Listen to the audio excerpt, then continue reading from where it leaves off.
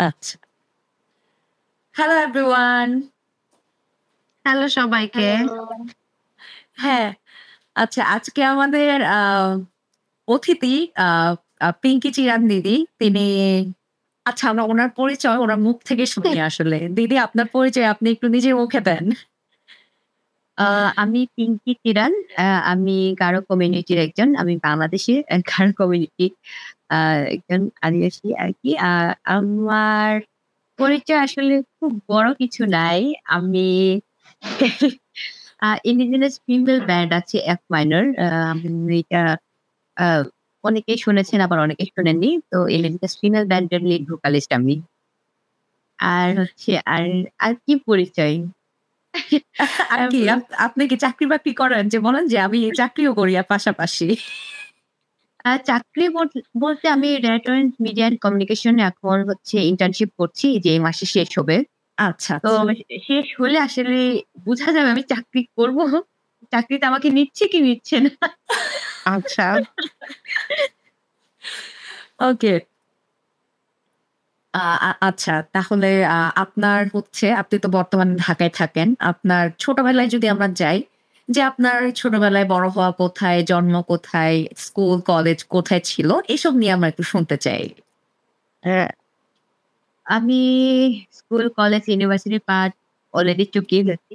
হ্যাঁ, আ আমি হচ্ছে আমার জন্ম হচ্ছে শেরপুর জেলা, হ্যাঁ। ময়মনসিংহ শেরপুর জেলার নালিতাবাড়ি থানায় ১২ বাড়ি আমাদের এলাকার নাম ১২ বাড়ি, গ্রামের নাম হচ্ছে আন্ধারুপাড়া। আমার ওইখানে মিশন স্কুলে প্রাইমারি পড়া। তারপর হচ্ছে হালুয়াঘাটের ময়মনসিংহের হালুয়াঘাটের বিনয় ডাকুরি স্কুলে আমার হাই স্কুল ক্লাস 8 পর্যন্ত। তারপর হচ্ছে টাঙ্গাইলের মধুপুরে ক্লাস 9-10 ওইখান থেকে এসএসসি পাস করা। তারপর হচ্ছে ময়মনসিংহ শহরে আসলাম হ্যাঁ, একটু হস্টেল ছেড়ে, একটু গ্রাম ছেড়ে। তো ওইখানে এসেও আবার হস্টেলেই উঠলাম। মুসলিম গার্লস কলেজে। হ্যাঁ, তারপর হচ্ছে ঢাকায় হ্যাঁ। আসলাম। ঢাকায় জগন্নাথ ইউনিভার্সিটিতে ভর্তি হলাম মিউজিকেই। এই আচ্ছা। আরকি মিউজিকের অনার্স মাস্টার্স শেষ করলাম। আ মাস্টার্স একটু দেরিতে শেষ হলো। এই তো গত বছর শেষ হলো। গত বছর শেষ হইলো আর রেজাল্ট দিল হচ্ছে এই, এই বছর এই কয়েকদিন আগে ভুলে গেছি। মে মাসে অথবা জুন মাসে এরকম আরকি। এখনো সার্টিফিকেট পাইনি। আচ্ছা, হ্যাঁ। রেজাল্টেও দেয়নি। না, না সার্টিফিকেট পেয়ে যাবেন যেহেতু শেষ করেছেন। আর কি জানি বলে? হ্যাঁ, মানে আপনি জগন্নাথে পড়েছেন মানে কিন্তু আপনি যে মিউজিক নিয়েই পড়েছেন এটা আমি জানতাম না। এখন ক্লিয়ার হইলাম যে আপনি জগন্নাথে হচ্ছে যে অনার্স এবং মাস্টার্স দুটোই কমপ্লিট করেছেন হচ্ছে মিউজিকের উপরে। ওয়াও! এবং এইটাই কি মানে মিউজিক করার মানে ১ম জায়গা আপনার? নাকি আসলে ছোটবেলা থেকেই মিউজিকটা আপনি চর্চা করছেন বা চিন্তা করছেন যে মিউজিক নিয়েই পড়বো? না, না এরকম কিছু ছিল না। মানে ছোটবেলা থেকে যেরকম থাকে অন্য সবার মতো হ্যাঁ। যে ডাক্তার হবো, ইঞ্জিনিয়ার হবো এরকম ও আরকি। অথবা একটা কিছু এই সেই যেটা মানে কমন সবার মানে মাথায় ঢুকিয়ে দেওয়া হয় এই স্বপ্নটা দেখতে হবে, এই স্বপ্নে পৌঁছাতে হবে এরকম। ছোটবেলায় ইচ্ছা ছিল ডাক্তার হবো। তো সেই ইচ্ছা থেকে সায়েন্স নিয়ে পড়া, কলেজে শেষ করলাম সায়েন্স দিয়ে। তারপর কলেজ শেষ করার পরে ভাবলাম যে মেডিকেলে পরীক্ষা দিব। বুঝলেন? কিন্তু ওই যে ভার্সিটি পরীক্ষা আ দিলাম ঢাকা ইউনিভার্সিটি আর জগন্নাথে। তো জগন্নাথে যখন মেরিট লিস্টে নাম আসলো, আর হ্যাঁ, ইচ্ছাও করলো না আর কোথাও যাই। মানে এত অলস আরকি। অলস আর হচ্ছে কি বলবো আমি আসলে ঠিকঠাক চিনতামও না ঢাকা। হ্যাঁ, হ্যাঁ। তো আমি এই ২ টা ইউনিভার্সিটিতে পরীক্ষা দেওয়ার পরে আর কোথাও ট্রাই ও করি নাই। এই মানে ইচ্ছাও করে নাই। আর হচ্ছে তখন তো অবস্থা ভালো ছিল না। হুম, সে হুম, হুম। ১৪ সালে না আমি ইন্টার পাস করছি ১৪ সালে। তো তখন হচ্ছে সারা দেশে কিন্তু খুব একটা পরিস্থিতি ভালো ছিল না আরকি। হ্যাঁ, হ্যাঁ। এটার জন্য আর কোথাও নড়তে পারি নাই। ঢাকায় তারপর হচ্ছে জগন্নাথে ভর্তি হয়ে গেলাম। ঢাকা ইউনিভার্সিটিতেও আর ওই একটাতে পরীক্ষা দিছি আর আরেকটাতে আর পরীক্ষা দিতে পারি নাই। আসা হয় নাই আরকি গ্রাম থেকে। পৌঁছাইতে আচ্ছা। পারি নাই। তো ওইভাবেই আসলে এই একটাতে চান্স পেলাম ভর্তি হয়ে যাই। আর কি করব? এইটা ভেবে তারপর হচ্ছে মিউজিকে ভর্তি হয়ে গেছি। মানে আর কষ্ট করতে ইচ্ছা করল না। তো এখানে মানে ভর্তি হওয়ার মেডিকেল পরে থেকে মিউজিক এই চিন্তাটা কেন? মানে মেডিকেল থেকে মানুষ সায়েন্সের কোনো একটা সাবজেক্টে যাইতে পারে, হ্যাঁ। কিন্তু মেডিকেল থেকে মিউজিক মানে কিভাবে? এই যে বললাম যে যখন এই যে ইউনিটে যখন পরীক্ষা দিলাম, হ্যাঁ, ইউনিটে মানে যখন পরীক্ষা প্রিপারেশন দিলাম কি ছিল চর ইউনিটের জন্য আপনার? না, না, আমার প্রিপারেশন ছিল যে ইউনিটের জন্যই। সায়েন্সের সাবজেক্টের আচ্ছা, জন্য। হ্যাঁ, এটাই। তো হচ্ছে মানে পরীক্ষা দিলাম। কিন্তু আমার জগন্নাথে তে আসে নাই। আর জানি বলে ইউনিটে, ইউনিটে আর আসে নাই। হুম। ইউনিটে নাম না আসার জন্য আমি আর মানে অন্য কোথাও ট্রাই করি নাই। ইউনিটে আসে নাই। তো তে চলে আসছে। ওয়াও! তে চলে আসছে মানে ২ টা পরীক্ষা দিয়েছি, ২ টার মধ্যে ১ টাতে চলে আসছে। তো ভাবলাম যে এটাতে আবার মেরিট লিস্টে আসছে। আর কষ্ট না করি। যেটা হইছে ভাগ্যে যা ছিল তাই হবে বুঝলাম। আসলে ভর্তি হয়ে গেছি। ভর্তি হওয়ার পর আসলে বুঝলাম যে মিউজিক আসলে কঠিন একটা জিনিস। আমি হ্যাঁ। মানে ভার্সিটিতে আসলে আমি ছিলাম লাস্ট বেঞ্চের স্টুডেন্ট। আ ক্লাস করতে ইচ্ছা করত না। পরে ভাবলাম যে পরের বছরের জন্য মেডিকেলের জন্যই প্রিপারেশন নিয়ে নিই। হ্যাঁ। তো ১ বছর গ্যাপ দিলাম ওইটার জন্যই। কিন্তু যখন পরীক্ষা দেওয়ার টাইম হইলো, পরীক্ষা আর দিতে পারি নাই। মানে আর ইচ্ছা করল না। তার হ্যাঁ। মধ্যে বন্ধু-বান্ধব সবাই ভর্তি হয়ে গেছে এখানে সেইখানে মেডিকেলে সঙ্গী সাথী নাই। মানে পরীক্ষা দিতে যে যাবো, মানে একটু সঙ্গ থাকলে ভালো হয়। তো আর হয়নি। এটার পরে হচ্ছে আর কি চলে আসছি মিউজিকে।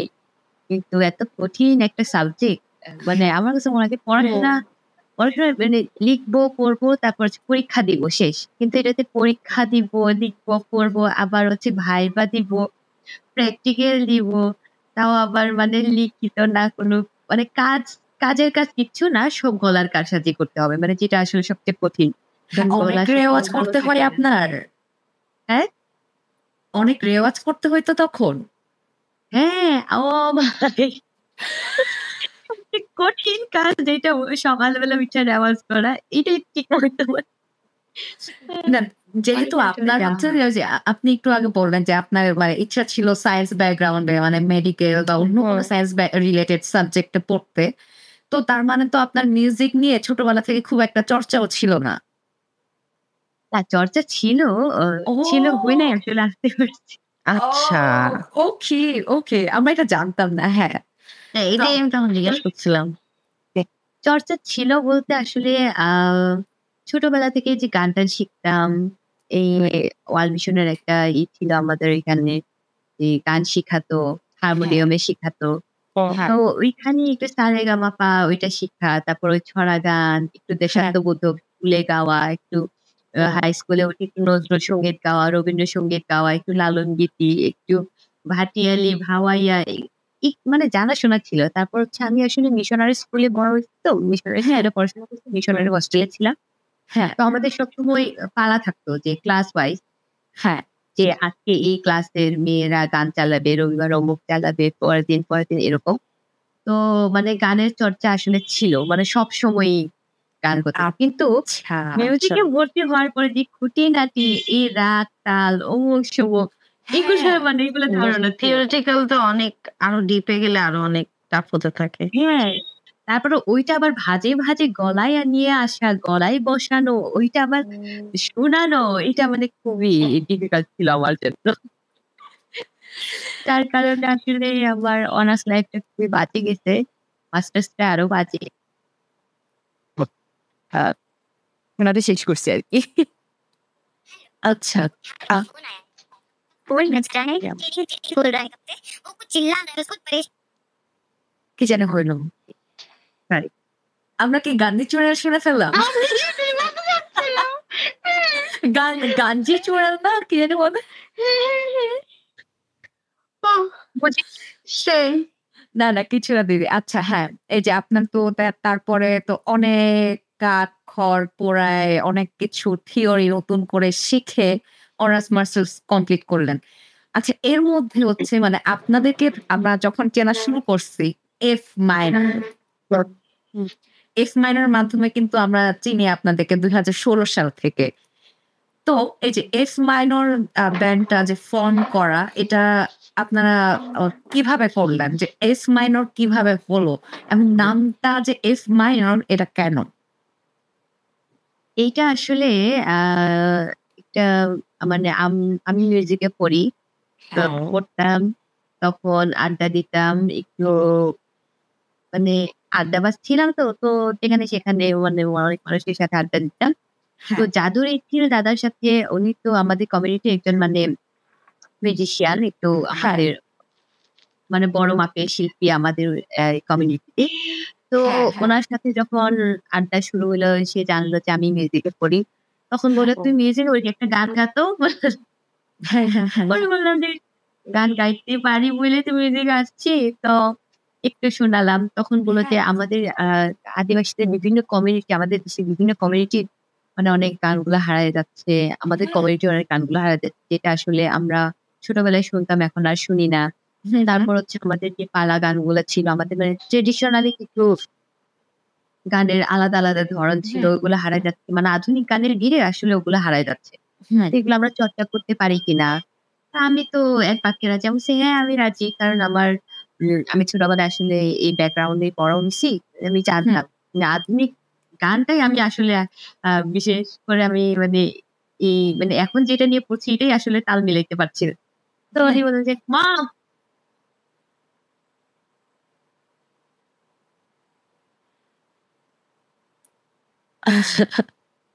হ্যাঁ, সরি। it's fine. তারপর হচ্ছে আম ওইটা থেকেই তারপর হচ্ছে আমাদের আড্ডা, একটু, একটু গান করা। তারপর থেকে আ দাদুদার রেগুলার গান শোনা, দাদুদার রেগুলার গান একটু বোঝানো, এই গানটা এরকম, এই গানটা এরকম। মানে একটু শোনা যায় না? তারপর আসলো অন্তর। আমি, অন্তর আর হচ্ছে দাদুদা ৩ জন মিলে আমরা একটু মিউজিকে টুংটাং একটু প্র্যাকটিস করা শুরু করি। আমাদের কমিউনিটির কিছু হারিয়ে যাওয়া গানগুলো নিয়ে পালা গানগুলো আসলে বিশেষভাবে যেগুলো আগে করা হতো এখন আর হয় না। হ্যাঁ, তো ওইভাবে নাদের সাথেও পরিচয় করায় দিল জাদুদা। তারপর হচ্ছে ঐশ্বর্য চাকমা ছিল। তো আমরা ৩ জন মেয়ে ছিলাম শুরুতে। হ্যাঁ, ৩ জন মেয়ে নিয়ে আ আমরা এ জানি বলে F1 এর যাত্রা শুরু করি। জাদুদা আমাদেরকে শুরু করায় দেয়, আমাদেরকে শিখায় দেয়, পড়ায় দেয় একদম আ মানে কি বলবো এটাকে হাতে তুলে মানে গড়ায় দিতে আরকি। হ্যাঁ, হ্যাঁ, হাতে মানে আমাদেরকে হাতে ধরায় হাতে দিত খড়ি তো যে হচ্ছে যে উনার মাধ্যমেই হইলো আপনাদের। হ্যাঁ, হ্যাঁ, হ্যাঁ। কারণ যতই গান করি, গান করলেও মানে অনেক মানুষই তো গান করে। কিন্তু মানে একটা স্ট্রাকচার এ আসা, একটা আ লাইন আপ এ আসা এটা কিন্তু খুবই মানে একটা আলাদা জিনিস। এটা হ্যাঁ, নিজে থেকে অনেকেই করতে পারে, আবার অনেকে চাইলেও হয় না। তো হ্যাঁ, আমরা খুবই সৌভাগ্যবান যে উনি আমাদেরকে এক করে দিছেন। তো ১ম হ্যাঁ, দিকে শো গুলো আসলে উনি আমাদের হেল্প করে, করে উনি আমাদেরকে নিয়ে যেতেন। উনি আমাদের সাথে বাজাতেন। আমরা একসাথেই ছিলাম। তারপর যখন আমরা ২০১৮ সাল থেকে আমরা আরো মেয়ে নেওয়া শুরু করলাম। আমরা যখন আরো মেয়ে হলাম। মেয়ে হওয়ার পরে আমরা ৫ জন হয়ে গেলাম আরকি। আরো মেয়ে আসছিল এর মাঝে যে প্র্যাকটিস এর জন্য আমাদের সাথে প্র্যাকটিস করতে বসতো। আমরা গান শিখতাম, গান হ্যাঁ, তুলতাম। ত্রিপুরা ভাষায় গান তুলতাম, চাকমা ভাষায় গান তুলতাম, গারো ভাষায় গান তুলতাম, বাংলায় তো আছেই। তো ওইখান থেকেই আসলে আমাদের আম এখনের ফুল ব্যান্ড ফর্ম করার আসলে যাত্রাটা। আর F1 এর নাম রাখার যেটাই ছিল, আমরা তখন এই যে ৫ জন বললাম যে অন্তর, দাদুদা এবং হচ্ছে আ ও নাদিয়া, ঐশ্বর্য আর আমি। তো আমরা ৫ জন মিলে আ ঐশ্বর্য হচ্ছে পেজ খুলে দেয়। মানে আমরা একেকজন একেক দায়িত্ব নিলাম আরকি। তারপর হচ্ছে সবাই মিলে আমরা নাম চুজ করা শুরু করলাম যে কি নাম রাখা যায়। হ্যাঁ, তো অন্তর আমাদের অনেকগুলো নাম সাজেস্ট করে, ব্যান্ড হইলে এরকম নাম রাখা উচিত। ব্যান্ড হ্যাঁ, হইলে এরকম, এরকম আমাদের বৈশিষ্ট্য থাকা উচিত। আরো অনেক কিছু এরকম। তো আমরা আসলে ৩ গাধা ছিলাম। ঠিকমতো বুঝতাম না। মানে তারা আমাদেরকে অফার করতে থাকে নামগুলো আমাদেরকে চুজ করতে দেয়। তো আমরা এর থেকে গিটারের কর্ড তখন কিচ্ছু জানি না, বুঝি না। গিটার জীবনে ধরিও নাই। কিন্তু গিটারের F কর্ডের কর্ডের নামটা শুনে আসলে ভালো লাগে সবারই। হ্যাঁ, আমি বলি যে আমরা এই নামটাই রাখি। তো আমরা আবার মানে আমাদের জাদুদা এবং হচ্ছে ভক্তরা আমাদেরকে আবার বলে যে একটু মিনিংফুল কিছু বের করার চেষ্টা করো। তো হ্যাঁ, মিনিংফুল কিছু বের করতে গিয়ে আমরা দেখি যে এফ মাইনর দিয়েই যে ফিমেল ফিমেল এটা আমরা কিন্তু চুজ করতে পারি, যেহেতু আমাদের হ্যাঁ ছিল যে আমাদের কমিউনিটির এইগুলো গানগুলোকে চর্চা করা এবং হচ্ছে নারীদের নিয়ে গান করা, নারীদের অধিকার, নারীদের অনুভূতি, নারীদের কথাগুলোকে, নারীদের আহ কি বলে এটাকে, এম্পাওয়ারমেন্ট, এগুলোকে আমরা হ্যাঁ গানে গানে প্রকাশ করবো। তো এটার জন্য আসলে আমরা এফডিএ বের করে ফেলি যে এফডিএ ফিমেল ফাইটার, যেহেতু আমরা ফাইট করবো নারীদের অধিকার নিয়ে, আমাদের নতুন জেনারেশনকে আমরা আবার আগের গানগুলো নতুন ভাবে ওদের কাছে তুলে ধরবো। তো এটা হ্যাঁ যে ফ্যান্টাস্টিক, ফ্রিডম, মানে এফডিএ আসলে খুব মানে অনেক স্ট্রং কিছু কিছু ওয়ার্ড আমরা হ্যাঁ হ্যাঁ মিলাই হ্যাঁ ফেলি অনেক এফ স্ট্রং জেনারেশন। ওয়ার্ড পাওয়া যায় এস দিয়ে, মানে কর্ডটা তো আছে, এফ মাইনর কর্ডের বাইরেও এফ দিয়ে ফিমেল, যেটা বলেন ফাইটার, হ্যাঁ ফ্রিডম, ওয়াও।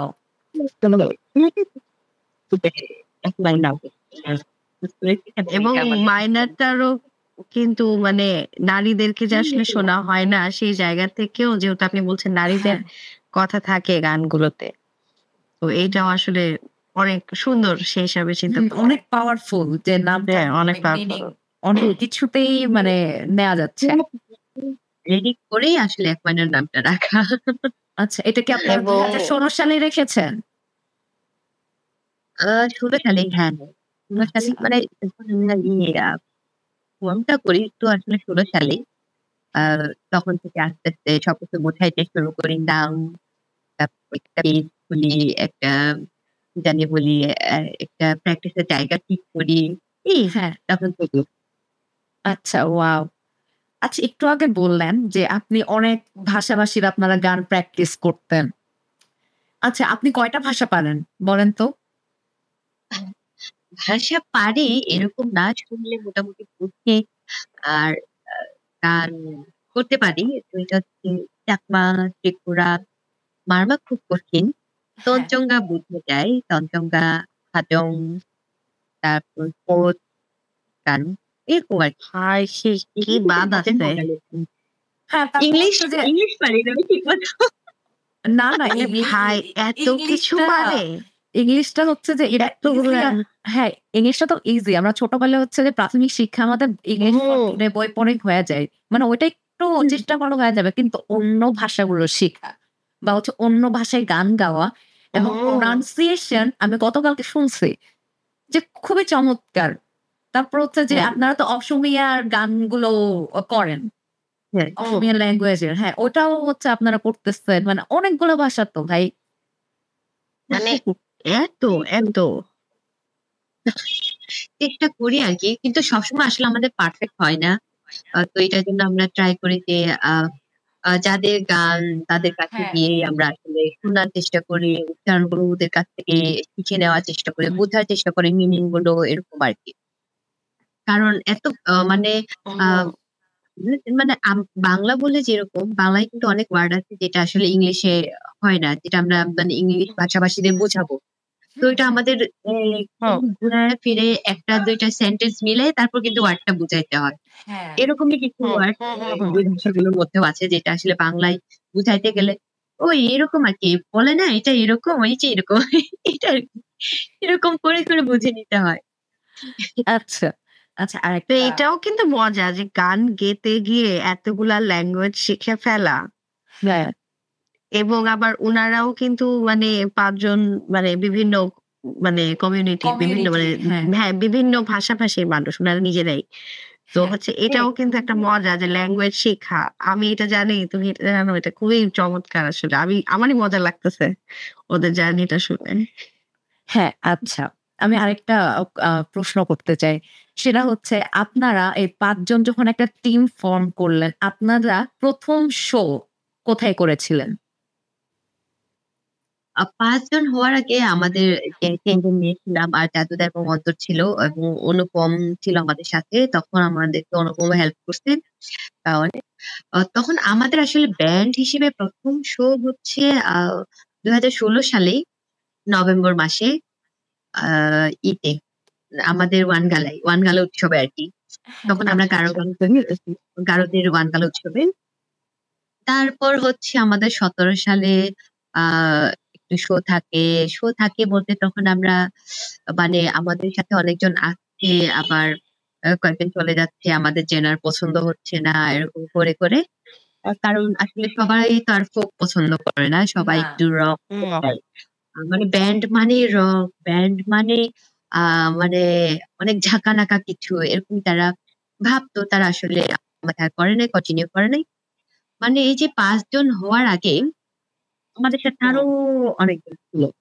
কিন্তু আমরা হচ্ছে চাইলাম যে আমরা হচ্ছে ফোকই তো আসলে, যদি আমাদের লোকাল এগুলোকে বলি যেগুলো হারিয়ে যাচ্ছে, এগুলো লোকাল ল্যাঙ্গুয়েজের যে গানগুলো, এগুলো তো আসলে ফোকের মধ্যেই পড়ে, ফোক জেনারের মধ্যেই পড়ে। হ্যাঁ, অবশ্যই। কিন্তু আমরা যে লোকগান গান করি সেটা হচ্ছে একটু আধুনিক হয়। আর হচ্ছে আমরা আবার যেটা করলাম আমাদের জংলা ফুল, এটাও তো ফোক ধাঁচেরই। তো আমরা হচ্ছে এই ফোকটাকেই আসলে জেনারেল হিসেবে চুজ করি যে ফোকটাকেই আমরা জেনারেট করব। তো ওই ওইখান থেকে আমরা কয়েকটা রেডিও শো করি ইনকমপ্লিট একটা দল হিসেবে আসলে এই 17 সালে। তারপর হচ্ছে 18 থেকে আমরা 5 জন ফেব্রুয়ারি থেকে মার্চ থেকে হতে শুরু করি। ওই আ 5 জন হিসেবে যদি ১ম শো বলি, এটা হচ্ছে আমাদের আ নিজেরা আমরা আমাদের নারী দিবসে একটা শো ছিল। শো বলতে আমরা একটা আয়োজন করেছিলাম। কিন্তু সেটা তখন এত পপুলার করতে পারিনি। আমরা এত মানুষকে জানাইতে পারি নাই। খুব ছোটখাটো পরিসরে আমরা আয়োজনটা করেছিলাম। জাস্ট কয়েকজন ছিল। ওইটাই আসলে আমাদের 5 জন হিসেবে ১ম শো ২০১৮ সালে। তারপর 2018 থেকে সালে। আমাদের আরো প্রোগ্রাম হতে থাকে। জাদুদা তখন আমাদেরকে ছেড়ে দেয়। ছেড়ে দিয়ে বলে, "এখন তোমরা হাঁটতে পারো, নিজেরা এখন চলতে পারো, নিজেরা ম্যানেজ করতে পারো। এখন তোমরা নিজেরা করো।" কারণ উনারও আসলে ব্যক্তিগত ব্যস্ততা ছিল নিজের কাজগুলো নিয়ে, এরকম আরকি। তারপর থেকে এখন কিন্তু আমরা ৬ জন মেম্বার। এখন আচ্ছা। আমাদের বেসিস আছে একজন। এই যে এই বছর থেকেই। গত হ্যাঁ, বছর থেকেই আমাদের সাথে গেস্ট হিসেবে ছিল। হ্যাঁ। আ এখন আমরা তাকে পার্মানেন্ট এর অফার দিলাম। তো এখন আমরা ৬ জন মেম্বার। হ্যাঁ, হ্যাঁ, হ্যাঁ, হ্যাঁ, হ্যাঁ, হ্যাঁ। আচ্ছা, তাইলে আপনারা হচ্ছে যে আ কি যেন বলে, এই ৬ জন এখন একত্রিত হয়েছেন। একজন আসছে। কিন্তু আমি এখানে আরেকটু ইন্টারাপ্ট করতে চাই আপনাকে। মানে এই যে আমি বা হচ্ছে অরণি, আমরা কিন্তু হচ্ছে এই ওয়াঙ্গালা ফেস্টিভালটা চিনি। কিন্তু মানে অডিয়েন্সটা কিন্তু অনেকেই চিনে না। আপনি যদি একটু কদিন ওয়াঙ্গালা আগেই চলে ফেস্টিভালটা গেল। কি? হ্যাঁ, এটা একটু যদি এটা বলতেন। কি ওয়ানগালা? আচ্ছা। ওয়ানগালা হচ্ছে আমাদের গারো কমিউনিটির, গারো জাতিগোষ্ঠীর একটা উৎসব। উৎসব হচ্ছে, এটা আমাদের প্রধান উৎসব ছিল। এখনো আছে। কিন্তু হ্যাঁ, আ এখন খুব বেশি একটা চর্চা নাই। যেটা আসলে হ্যাঁ, হয় যে হারিয়ে যায় হ্যাঁ, কালের এরকম। বিবর্তনে। হ্যাঁ, হ্যাঁ, হ্যাঁ। তো আধুনিক আধুনিক মানে ইসে বিশ্বের সাথে তাল মিলাতে গিয়ে অনেক কিছুই হারা যায়। হ্যাঁ, তবু আমাদের ওয়ানগালা হয়। ওয়ানগালা উৎসবটা আসলে আমাদের খুব আনন্দের এবং খুব প্রধান উৎসবে বলতে গেলে গারোদের জাতি হিসেবে। হুম। আ তো এইটা হচ্ছে আসলে নবান্ন উৎসব আছে না বাংলায়? হ্যাঁ, নতুন ফসলের উৎসব আসলে। হ্যাঁ, তো এটা হচ্ছে আমাদের নতুন ফসল ঘরে তোলার আনন্দে আমরা প্রকৃতিকে ধন্যবাদ দিই। প্রকৃতির দেবতাকে আমরা স্মরণ করে আসলে ওয়ানগালা উৎসব করি। হ্যাঁ। তো আমরা এই যে ভালো ফসল পেলাম, আ আমাদের ভালো জীবন, ভালো বছর কাটবে। তো এই একটা আ এই একটা উদ্দেশ্য নিয়ে আসলে আমরা ওয়ানগালা উৎসবটা করি। মানে হুম। আমাদের খুব আনন্দের এটা আরকি। আ এবং মানে আপনি যদি দেখেন যে এটা আসলে খুবই মিনিংফুল, যে আমরা আসলে সাংসারিক ধর্মে ছিলাম। হ্যাঁ, আ এখন আমরা খ্রিস্টান। সাংসারিক ধর্মের তো আমরা আসলে এক প্রকার প্রকৃতি পূজারি। হ্যাঁ। সাংসারিক ধর্ম প্রকৃতি পূজারি।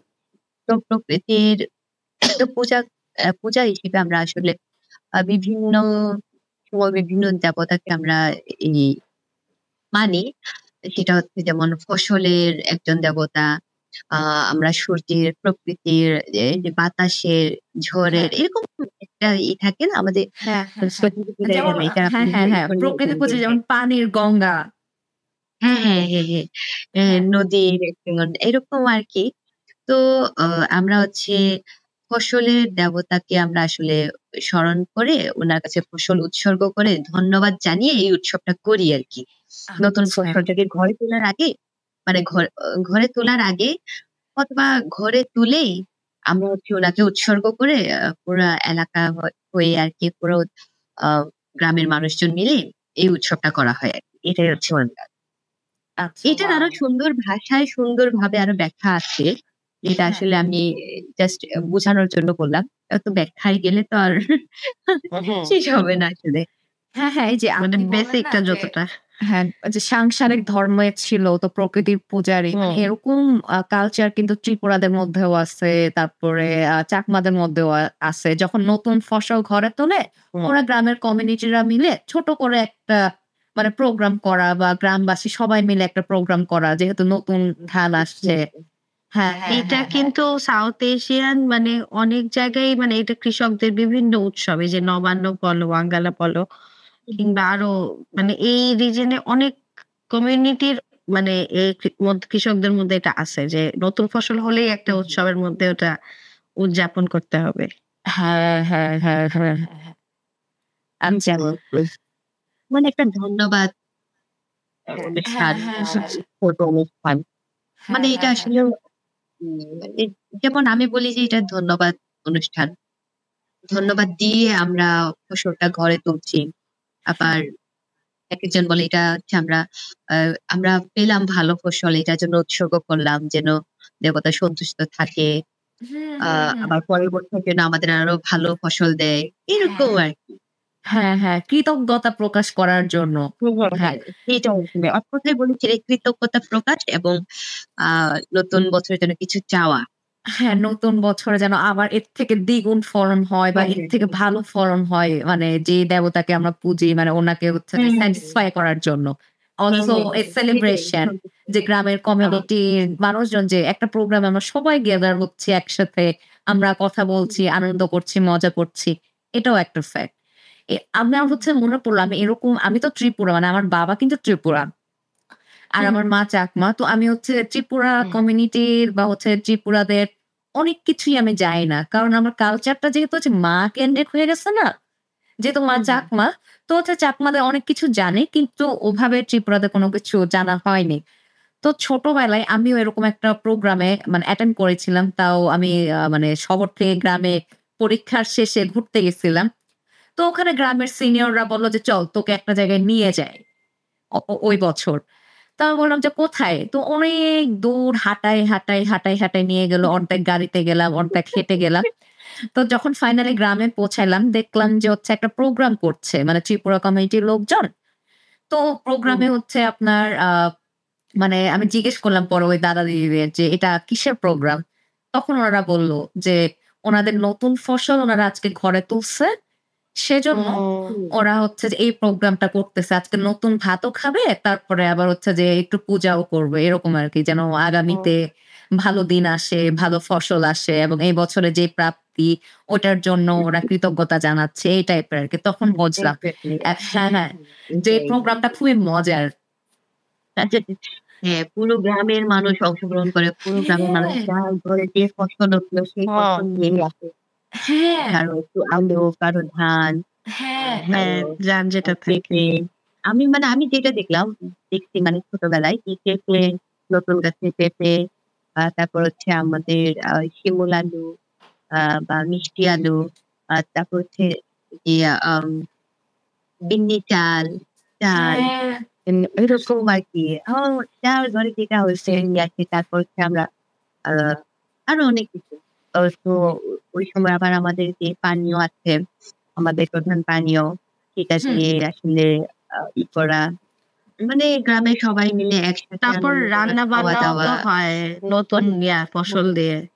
হ্যাঁ, এবং হচ্ছে সবাই এই মিলে রান্না করছে। হ্যাঁ, এই কালচার গুলো হারাই যাচ্ছে দিনকে দিন। হ্যাঁ, কিন্তু এটা হুম, কিন্তু খুব সুন্দর একটা ব্যাপার। দেখো আমাদের তল্লাটের অলমোস্ট এতগুলা কৃষক কমিউনিটি সবার হ্যাঁ, মধ্যেই কিন্তু এই সুন্দর ব্যাপারটা আছে। যে নিজের এই যে ফুডটাকে যে রেসপেক্ট করা এটা কিন্তু আমরা করি না। এই ধরনের কালচার গুলার মাধ্যমে কিন্তু আসলে এই রেসপেক্টটা আসে। থাকে না যে একটা ছোট ভাতও নষ্ট করব না। কিন্তু আমরা কিন্তু করি। ফুড নষ্ট করা এত ভয়াবহ বেড়ে যাচ্ছে সবার মধ্যে। তো হুম, এই হুম, যে হুম, জিনিসগুলো হুম, চলে হুম। যাচ্ছে এটার ইমপ্যাক্ট কিন্তু। আগে তুমি হচ্ছে তোমার প্রকৃতির প্রতি রেসপেক্টফুল ছিলা। হুম, সেটা হ্যাঁ, দিন, দিন কমায় ফেলা। হ্যাঁ, হ্যাঁ, হ্যাঁ, হ্যাঁ। এটা তো আছেই, এটা তো আছে। আর মানে গ্রামের ক্ষেত্রে আগে যেরকম কালচার ছিল যে ও যে ধান মানে ধান মানে বপন করা থেকে শুরু করে, ধান কাটা থেকে শুরু করে, ধান মারা থেকে শুরু করে, মানে সবকিছুই কিন্তু গ্রামের লোকজন মানে খুব উৎসব মুখর পরিবেশে করতেছে। এবং আমাদের কিন্তু কখনো মানে ওই আকবর আসার আগে মানে বৈশাখ কিন্তু এত ইম্পর্টেন্ট ছিল না সবার কাছে, কিন্তু মানে ধান কাটার টাইমটা ইম্পর্টেন্ট ছিল, কারণ ওই হ্যাঁ। সময় মানুষের কাছে রিসোর্সেস থাকে। বৈশাখ তো অনেক খরার টাইম, ওই হ্যাঁ। সময় তো মানুষের আসলে হ্যাপিনেস টা হবে না, বাট ওরা ক্যালেন্ডারটা বানাইছে তাই। বাট আসল উৎসবটা কিন্তু এই দেশের বলা যায় যে ধান কাটাকে ঘিরে যেসব উৎসব আছে সেটাই। ইনফ্যাক্ট তুমি চিন্তা করো যে হ্যাঁ, নবান্ন কিন্তু এখন হচ্ছে সেলিব্রেট হয় কোথায়? শিল্পকলায় হচ্ছে নবান্নর সময় একটা জাতীয় পিঠা উৎসব করবে, এটাই। কিন্তু গ্রামে গঞ্জে আগে যে অ্যাকচুয়ালি হতো ফসল কাটবে, হ্যাঁ হয় খুব ক্ষুদ্র পরিসরে। আমি মাঝখানে চিটাগংয়ে একটা গ্রামে অনেকদিন ছিলাম, এরকম ফসল তোলার সময় ছিলাম। তখন যেটা করে ওরা হচ্ছে একটু বিন্নি চাল করলো, এটা ওটা করলো, ওরা হচ্ছে একটু পায়েস বানায় দিয়ে যায়, বা এক পাড়ার কয়েকজন মিলে একটু পায়েস বানায় একসাথে মিঠা আর বিন্নি চাল দিয়ে। কিন্তু অনেক আমার নিজের গ্রামেই কিন্তু এখন হয় না, তো এইটা অনেক কমে যাচ্ছে। কমে যাচ্ছে বলতে কি হারাই গেছে। দিদি জানি কি বলতে চাচ্ছিলেন? সরি, হ্যাঁ না এটাই মানে আমি বলছিলাম যে হ্যাঁ আমাদের এখানেও এখন আর হয় না, খুব একটা আচ্ছা। মানে দেখা যায় না এখন। আগে যে উৎসব একটা ভাব করতো ধান কাটার সময়, হ্যাঁ, ফসল ঘরে তোলার সময়, হ্যাঁ, এখন এটা খুব কম হয়ে যাচ্ছে, যার ঘরে যেতে করে ফেলে এরকম আর কি। হ্যাঁ, হ্যাঁ, হ্যাঁ, হ্যাঁ, হ্যাঁ। মানে এখন সবাই হচ্ছে নিজ কেন্দ্রিক হয়ে গেছে। যে গ্রামের সবাই মিলে যে একটা প্রোগ্রাম করব ওটা না। মানে মানে গ্রামের মধ্যেও তো অনেক পলিটিক্স কাজ করে। তারপরে অনেক মানুষের মধ্যেও পলিটিক্স কাজ করে। মানে সবকিছু মিলাই আগে যেরকম হচ্ছে একসাথে হওয়া মানে এক কথার মধ্যেই, ওটা এখন আর হয় না। হ্যাঁ তারপরে হচ্ছে যে হালখাতা যে হচ্ছে যে মানে বৈশাখের খোলা, সময়। হ্যাঁ, হ্যাঁ, হ্যাঁ, হ্যাঁ। এটাও কিন্তু অনেক কমে গেছে এখন। কেউ তো ওই হ্যাঁ। বাংলা ক্যালেন্ডারটা ফলো করে না। সবাই তো হচ্ছে মানে ক্যালেন্ডার তো ফলো করছে আসলে আমরা ওই জানুয়ারি ফেব্রুয়ারি, তাই না?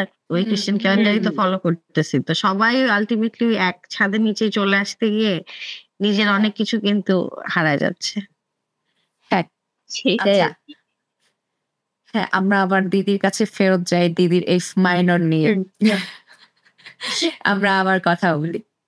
হ্যাঁ, দিদি বললেন হচ্ছে আপনারা ১ম শো ৫ জন করলেন ২০১৮ সালে। তারপরে আপনারা নতুন একজন বেসিস্ট ও হয়ে গেছে।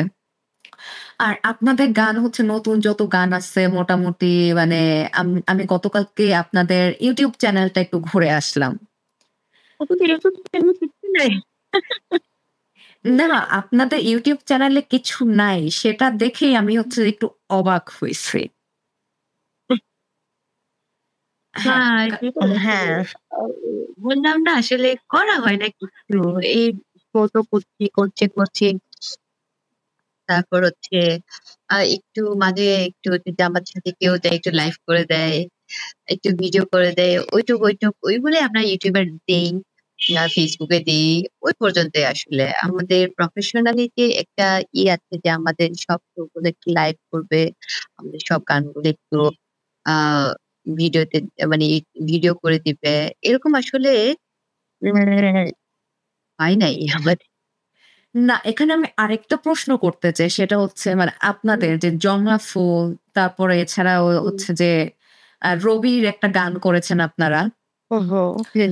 হ্যাঁ, তারপরে এরকম আরো কয়েকটা ফেমাস গান আছে আপনাদের যেগুলো আপনারা গেয়েছেন। কিন্তু অন্যান্য হচ্ছে যে মানে এজেন্সি বা অন্যান্য হচ্ছে যে কি বলবো? কোলাবোরেশনে। হ্যাঁ, কোলাবোরেশন এ করেছেন। হ্যাঁ, তো আপনাদের YouTube চ্যানেলে আপনাদের গান হচ্ছে যে নাই। কিন্তু ওদের মানে চ্যানেল থেকে আপলোড দিয়ে ওদের মিলিয়ন ভিউজ হচ্ছে।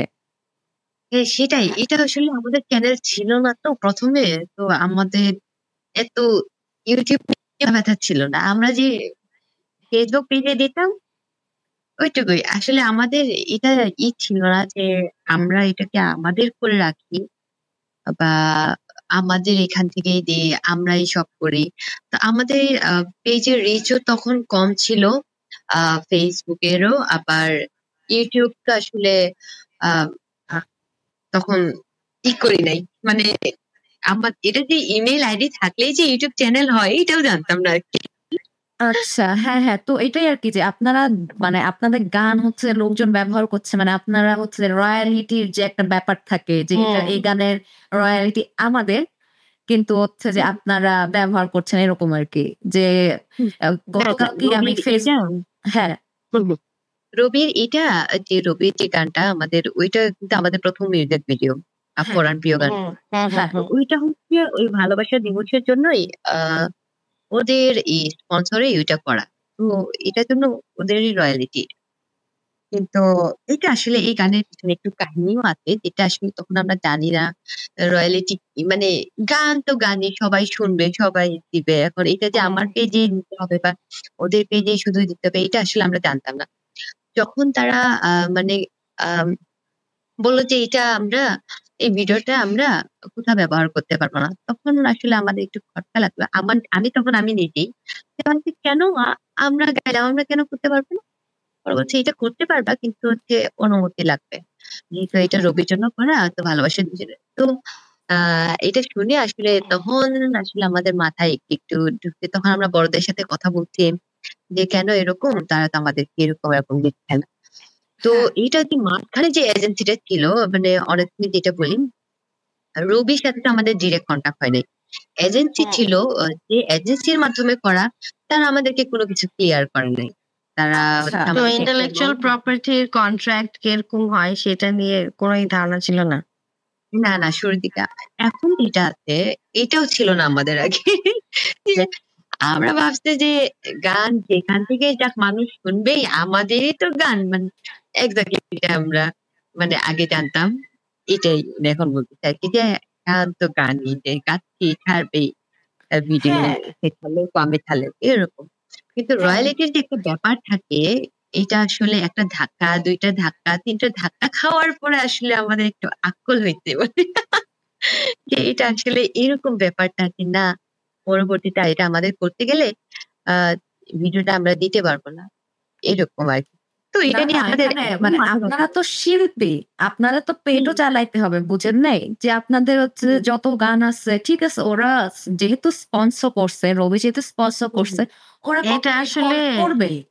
যে ওরা হচ্ছে কন্ট্রাক্ট করার সময় এটা আসলে করতে হয়, হ্যাঁ ক্লিয়ার করে নাই মেনশন করে আমাদেরকে। তার শুরুতেই যদি করতে হতো তাহলে, কিন্তু পরে তো ওরা হচ্ছে আসলে করে ফেললে আপনি কি সাইন করছেন সেটা তো চেঞ্জ করা যাবে না। এখন না পরে যখন বলছে যে এটা, আমি যখন সাইন করতে দেখলাম, তখন মানে যে আমাদের গানটা লিখে দিচ্ছে আমি এবং সমাপন দা, সমাপন দা হচ্ছে গারোটা লিখে দিচ্ছে, গারো ভার্সনটা, আর হচ্ছে আমি বাংলাটা, দুজন মিলে সুর করছি। তো এটার জন্য হচ্ছে আমি দাদার কাছে একটু পরামর্শ করলাম যে এরকম আমার হচ্ছে, তো কি করবো? পরে দাদা বললো যে এটার জন্য তো তাহলে তাদের টাকা দিতে হবে। তো আমি বলছি আমাদেরকে তো টাকা দিচ্ছি রেকর্ডিং এর সময়, গান গাওয়ার জন্য আমাদের যাত্রায় অংশ, কিন্তু আমাদেরকে বলা হয়েছিল যে ভিডিও করার জন্য ওইটা আমাদের আলাদা এই পেমেন্ট করা হবে। তো আমরা যে ভিডিও করে দিচ্ছে প্রেক্ষাগৃহ, আমরা বেশ কয়েকবার নোট করছি আমাদেরকে তো পেমেন্ট দেওয়া হয় নাই, পেমেন্ট দেওয়া হয় নাই। তো এক পর্যায়ে তারা গিয়ে আমাদের ফোন রিসিভ করা বন্ধ করে দিচ্ছে, আমার ফোন রিসিভ করা বন্ধ করে দিচ্ছে, যেটা আসলে আমি আহ মানে বুঝতে পারি নাই যে না তারা টাকা দিবেন। পরে আমাকে ওনাকে একজন বলছে যে আপনাদেরকে আমাদের পেমেন্ট দেওয়ার কথা না, আপনাদেরকে একটা করে গিফট পাঠাবো। পরে আমি বলছি রাখেন আপনাদের গিফট, আমাদের গিফট লাগবে না। আপনারা আগে থেকে এটা বললেই পারতেন যে ১ মাস পরে যদি আইসা বলে যে আপনাদেরকে তো আমাদের ভিডিওর পেমেন্ট দেওয়ার কথা না। তা আপনারা এটা কেন প্রথমে বলেন নাই? তাহলে তো আমরা মানে বুঝতাম, শুরুতে বুঝতে পারতাম। মানে ওরা কোনো লিখিত কোনো কন্ট্রাক্ট করে নাই। না। হ্যাঁ, তারপর হচ্ছে যখন হচ্ছে গানটা হয়ে গেছে ২-৩ মাস পরে হচ্ছে তারা হচ্ছে আমাদের একটা সাইন নিবে। আমি বলছি কিসের সাইন? আমরা তো অলরেডি সব কন্ট্রাক্ট শেষ। আমাদের কাছে ঠিকমতো টাকাও দেওয়া হয় নাই। তো তারা বলছে গানটা হচ্ছে রয়্যালিটি রবির থাকবে। তো এটার জন্য আসলে একটা সাইন লাগবে, এটা হচ্ছে যে গানটা লিখছে তার সাইনটাও লাগবে। আমি তো যে গানটা লিখছে সে তো আমাদের জন্য লিখিয়ে দিয়েছে, আমি তো তাকে কোনো পেমেন্টও দিই নাই, কিচ্ছু দিই নাই, আমি তার মানে গানটা আমি কিনে নিচ্ছি, কিভাবে এটা হয়? তো তারা আমাদেরকে মানে সত্যি কথা বলি যে তখন মানে অনেক একটু বিষয়টা একটু তর্কাতর্কির পর্যায়ে যায়, যেটা আসলে আমি ছোট তখন আমি নিতে পারি নাই। আর তারা তাদের অফিসের ওই এজেন্সির অফিসের একজন এমন ভাবে বলছে যে তুমি এই 10-20 হাজার টাকার জন্য এরকম করো, তুমি তো ভবিষ্যতে লাখ লাখ টাকা সুদ করতে ও পারবে না। Oh my তাই fucking god! হ্যাঁ, পরে আমি বলছি যে তুমি আমার মিলিয়ন এটা মিলিয়ন ভিউ এর টাকা খেয়ে দিচ্ছ, ওখান থেকে আমাকে মিনিমাম একটা শেয়ার দিচ্ছ না। আবার আমাকে এটা বলো যে হ্যাঁ, 10-20 হাজার টাকার জন্য এরকম করতেছো। 10-20 হাজার টাকা কি টাকা না? এটা তো তারপর মানে হচ্ছে এটা তারপর কারোর হচ্ছে জন্য তারা কত টাকা হইলে বলতে পারে যে এটা টাকা না? হ্যাঁ, হ্যাঁ, তারপরে কি? মিনিমাম একটা অ্যামাউন্ট মানে দেখার মতো একটা অ্যামাউন্ট দিতে পারতো তারা, যখন মানে একবারে চাইছে।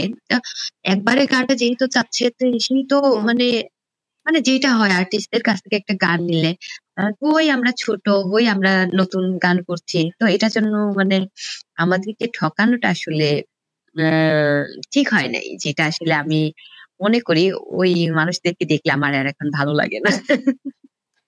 এটা ঠকানো না। এটা হচ্ছে যে এটা অ্যাকচুয়ালি ঠকানো না। এটা হচ্ছে যে আপনাদেরকে ব্যবহার করা। এটা নট ঠকানো। যে আপনাদেরকে ব্যবহার করে, আপনাদের চেহারা ব্যবহার করে আপনারা ইভেন হচ্ছে যে এই যে ভিডিওর জন্য আপনারা টাকা পান নাই। তার উপরে হচ্ছে আপনাদের সাইন করতে হবে কি গানের রয়ালিটি আপনারা ওদেরকে দিয়ে দিচ্ছেন। হুম, পরে কি আপনারা হুম। সাইন করে দিচ্ছেন? হ্যাঁ, আমি দিয়ে চলে আসছে। দিয়ে এরপর আমি বলছি, আর দাদার অনেক জ্বর ছিল তখন। তার মানে জন্ডিস না টাইফয়েড ছিল। মানে টাইফয়েড এমন পর্যায়ে সে সাইন করতে আসতে পারবে না। সে সাইন করতে আসতে পারবে না। তো আমাকে হচ্ছে বলছে, "আমার তো অনেক জ্বর, আমি কিভাবে আসবো?" উনারা এত জোর জবরদস্তি করছে যে মানে আমাদের একটা ই থাকে যে আমার নিজেরই লজ্জা লাগছে। মানে এতবার সাইনের জন্য ফোন দিচ্ছে। পরে আমি বললাম যে, "ঠিক আছে, আপনাদের যেহেতু এতই দরকার নিয়ে নেন।" পরে ওই দাদা অসুস্থ অবস্থায় আইসা সাইন দিয়ে চলে গেছে। বলছে, "থাক, আমার একটা গান নিল। কিন্তু বলতো আগে থেকে, তাহলে আমরা আরো সুন্দর করে দিতাম।" মানে আমিও মানে অবাক হয়ে গেছি। আমার আসলে কিছু বলার ছিল না। আর তার মধ্যে ওইটা আমার ১ম জিনিস ছিল, যেটা আসলে বুঝতে পারি নাই। তো আমরা যে মানে পরে আমাদেরকে এটাও বলছে যে উনাদেরই একজন এজেন্সি একজন যে তোমরা এটা কোথাও গাইতেও পারবা না। আমি বলছি, কেন গাইতে পারবো? পরে বলছে যে গাইতে পারবা না এরকম না, গাইতে পারবা কিন্তু আ পারমিশন নিতে হবে। আমি বলছি, ফোন নাম্বার দেন, আমি পারমিশন নিয়ে তারপর গান করব। এরকম আরকি। পরে আমরা বলছি যে এটা আমাদের গান, এখন গাইতে পারবো না এটা তো হওয়ার কথা না। একটা কমিশন ওয়ার্ক থাকলে এককালীন কমিশন দেয়া আর এইটার কন্ট্রাক্ট হওয়ার পলিসিটা কিন্তু ডিফারেন্ট হওয়া উচিত। এবং ওরা এমন রাস্তা করে রাখে আমাদের দেশের লেবেল গুলা যে তুমি তোমার কোনো ক্লজ আসলে এড করতে পারবা না কন্ট্রাক্টে। না হলে পোষায় আনলে কইরেন না আমাদের সাথে সাইন। ব্যাপার ওদের অ্যাটিটিউডটা এরকম থাকে। না, না ওরা কিন্তু নিয়েই আমাদেরকে তো নিবে। এইটাও বলে নাই। এটাও তো আমাদেরকে বলে নাই। আমাদেরকে গান-টান করায় ভিডিও-টিডিও শুট হ্যাঁ, শেষ, আপনাদের অ্যাকচুয়ালি আমাদের গান ঠকাইছে। পাবলিক হয়ে গেছে। তারপরে ২ মাস পরে আইসা আমাদেরকে সাইন করে। What the fuck! যখন মানে আর কিছু আপনাদের বলে হচ্ছে নাই। যে মানে আপনাদেরকে মানে পারফরম্যান্স রাইট ও দিবে না যে ওই গানটা হচ্ছে যে ওরা রেখে দিবে জাদুঘরে এরকম? জানি না ওরা কি ইউজ করবে। কিন্তু আমি এখন এবং পালন করি দেখো আরকি। ওরা কিন্তু ওদের কজ সেই নারী দিবসের কজ হোক কিংবা কি বলবো আ ইন্ডিজিনাস কমিউনিটি দেরকে হচ্ছে আচ্ছা, আমি ফেসে এখানে ইউজ করার কজ হোক, ওরা কিন্তু সেটা করে ফেলতেছে। হ্যাঁ, সেটা করে তাই না? ফেলছে। একে তো হচ্ছে যে ইন্ডিজিনাস কমিউনিটির মেয়ে, তার উপরে তো হচ্ছে ছোট হ্যাঁ, মানুষ, বয়স কম কিছু বোঝে না। তার না ওর উপরে আবার মাইয়া হচ্ছে যে মানুষ। মাইনরিটি, মাইনরিটি তার উপরে হচ্ছে মাইয়া মানুষ। ও করে ভাঙাইয়া খায়। জাস্ট এটাই। বাঙ্গো এরকমই। হ্যাঁ, এরকম হয়েছে। এটা সবচেয়ে আমাদের খারাপ অভিজ্ঞতা ছিল। আমি এরপরে কোয়েশ্চেন করতে চাচ্ছিলাম। জংলা ফুলটা কি হচ্ছে যে এই জংলা ফুলটা মানে গানটা এটা হচ্ছে আপনারা কি ওই যে নারী দিবস উপলক্ষে করছিলেন না? নারী দিবস উপলক্ষে আ করা হইছে, কিন্তু ওইটা হচ্ছে কালার্স এফএম এর সাথে আমাদের একটা কোলাবোরেশন আরকি। হ্যাঁ। নারী দিবস উপলক্ষেই। কিন্তু নারী ভিত্তিক একটা গান না এটা আর কি। ওই আর কি ওই সবাই গান। হ্যাঁ, তো ও তো পরে ওই মানে একটু আগে তো আমরা পরাণ প্রিয়র কথা শুনলাম। তো এই যমুনা ফুলের রাইটসও কি আপনাদের এরকমই ছিল? যে আপনারা গাইতে পারবেন না কোথাও? না, না, না এটা গ্যারান্টি আমাদের। আচ্ছা, আচ্ছা, আচ্ছা। আচ্ছা। ওহ! মানে একটাই ঠোকে আর কি শিক্ষা হইছে অন্তত। এটাই আমাদেরও শান্তি। আর বাংলা টেকনিক সাথে তো আমাদের ওদের সাথে যখন আমরা শো করছি তো সুমন ভাই আছে, তুমি আপুরা ছিল তখন। তো তারা বলছে যে তোমরা একটা জায়গায় এরকম করে আসছো, তো তোমাদেরকে আগেই আমরা পেপারস দিয়ে নিব। আচ্ছা, এরকম করে আচ্ছা। তোমার গানটা আমরা আমাদের চ্যানেল থেকে ছাড়বো, কিন্তু রয়্যালিটি তোমাদেরই। এরকম আর কি। তারপরে আচ্ছা, এটাতে আমরা আচ্ছা। আর কি হ্যাঁ করি, তারাই সব করে দিবে, অডিও ভিডিও সব করে দিবে, কিন্তু রয়্যালিটি আমাদেরই। এরকম আর কি। আচ্ছা। এরকম এরকম আমাদের আরো কয়েকটা গান আছে, যেমন প্ল্যান ইন্টারন্যাশনাল থিম সং করলাম আমরা হুম। 15 ডেজ অ্যাক্টিভিটি উপলক্ষে। তারপর হচ্ছে ওই ক্যাট বাংলাদেশ এবং প্ল্যান ইন্টারন্যাশনাল ওইটা নিয়ে আবার কন্যা দিবসের নারী রিলেটেড আমাদের বেশ কয়েকটা গান আছে। আসলে নারী রিলেটেড গানগুলো কিন্তু খুব একটা পপুলার হয় না, জায়গা বিশেষে পপুলার হয়। হুম, হুম। মাইয়ার গো এরকম। গান কে শুনবে?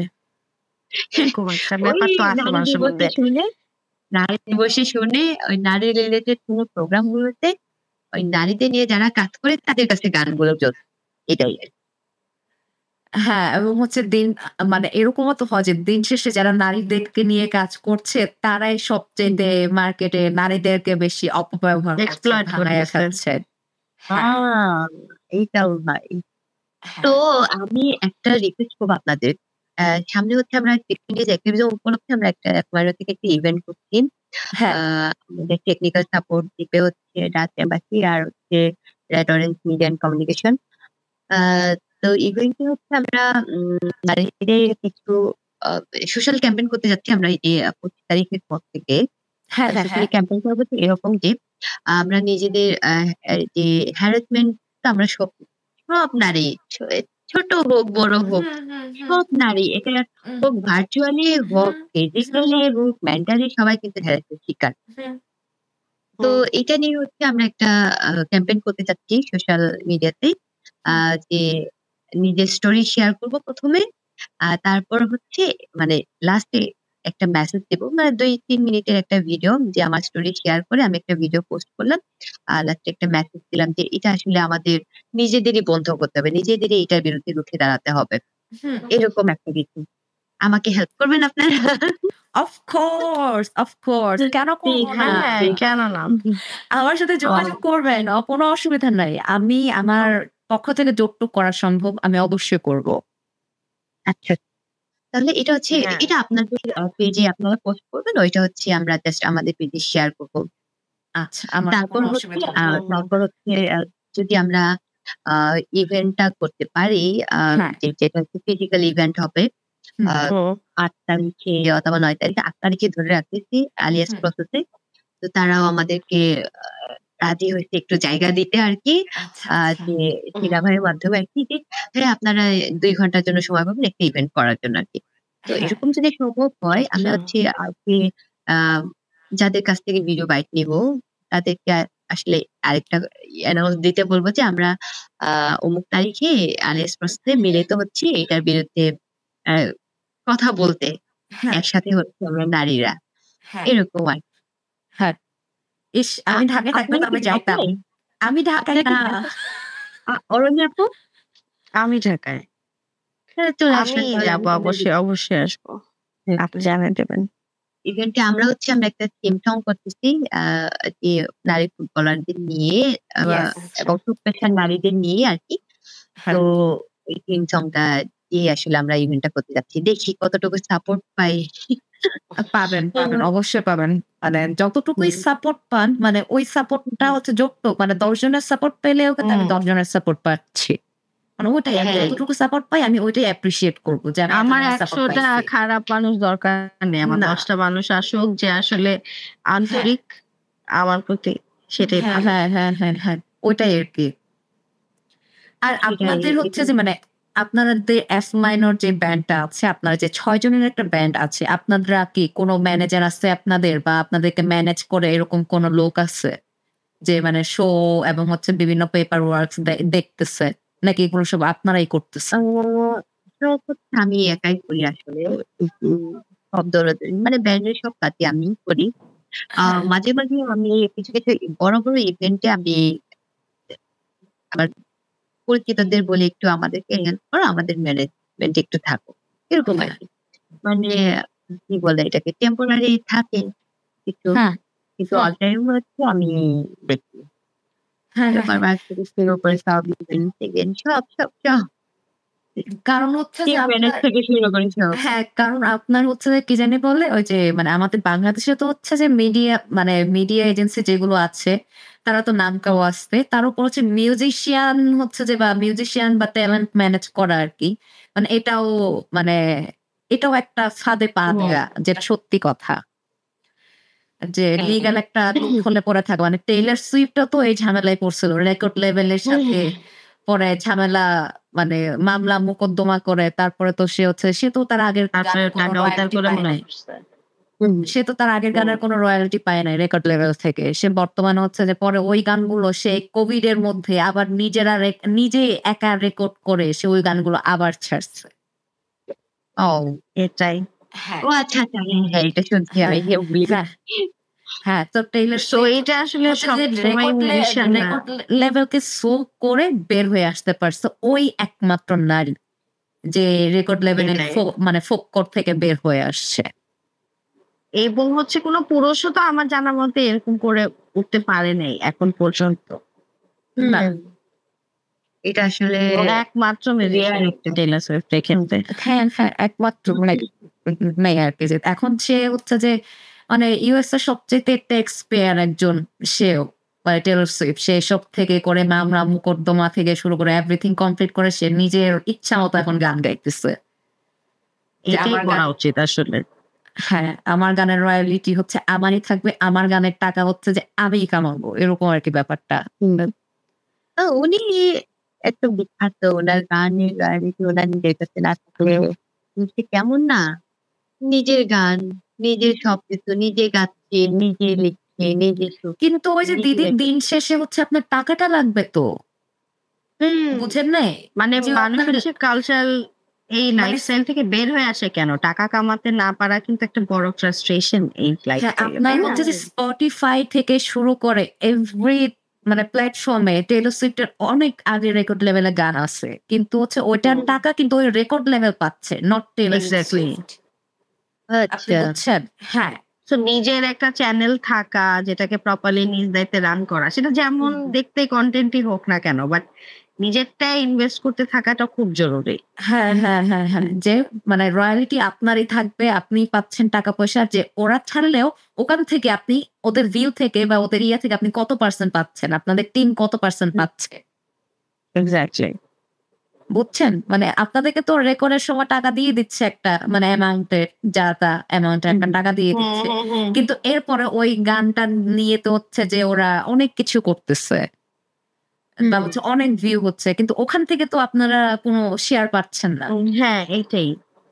এবং যেটা হয় যে কনসার্ট ছাড়া তখন এই যে আপনাকে শুনায় দিল না পরে তো কত টাকার কাজ করবা, কনসার্টে কত টাকা কামাবা, হ্যাঁ? হ্যাঁ, তো আসলে কেন এই জায়গা থেকে কামাতে পারবো না? এই প্রশ্নটা কিন্তু কেউ করে না। হ্যাঁ। এটা কিন্তু করতে হবে। এটা তো আমারই কাজ। তুমি পাবলিশ করে আমাকে বেচে টাকা নিচ্ছ। তো আমি আমাকে বেচবো না? তো মানে মানে অদ্ভুত। হ্যাঁ, আপনাদের উচিত এসব ব্যাপারে আরেকটু সতর্ক হওয়া। যেহেতু আপনারা হচ্ছে যে ব্যান্ড নিয়ে আরো কাজ করবেন। কারণ কনসার্ট করে আপনি কত টাকা পাচ্ছেন? এখন হচ্ছে সোশ্যাল মিডিয়ার যুগ।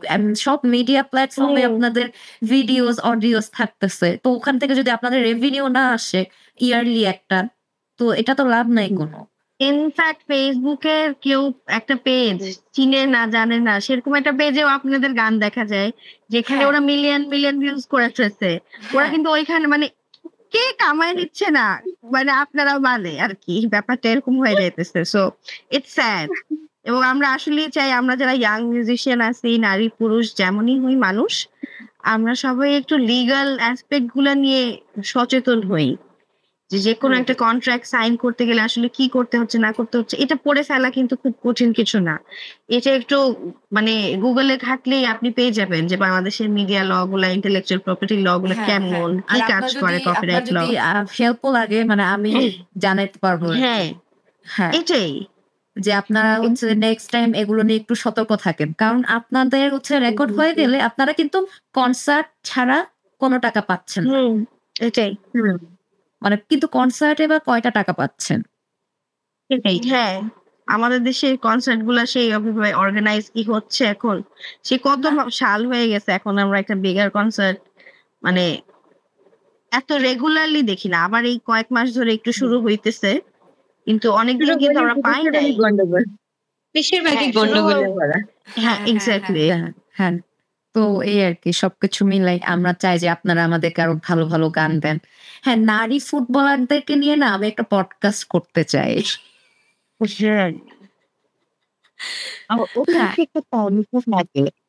আমি যেটা করলাম যে আমি ব্যতিক্রম না, যে তাদের সাথে কথা বললাম, তো তারা হচ্ছে তাদের মিডিয়া ম্যানেজারকে মানে মিডিয়া ম্যানেজারকে বললো, তো মিডিয়া ম্যানেজারের সাথে কথা বললাম, তো তাদের হচ্ছে একটা আমি কি করতে চাই সেটা একটা আলাদা ডকুমেন্ট করে তাদেরকে পাঠাতে হবে, সেইখানে তারা অ্যাপ্রুভাল নেবে, দেন হচ্ছে মিডিয়া ম্যানেজার আমাকে পাঠাবে, দেন হচ্ছে তাদেরকে আমি আনতে পারবো বা সোশ্যাল মিডিয়া একটা পোস্ট দেবো এরকম। আচ্ছা, আমি মানে বললাম এটা তো পার্সোনালি করা যায়, যে আমি একটা নারী, আমি না না না না, কিন্তু ওরাও যে মিডিয়া এজেন্সির সাথে, এই জন্যই তো বললাম যে এজেন্সি পরে পড়া যাবে না।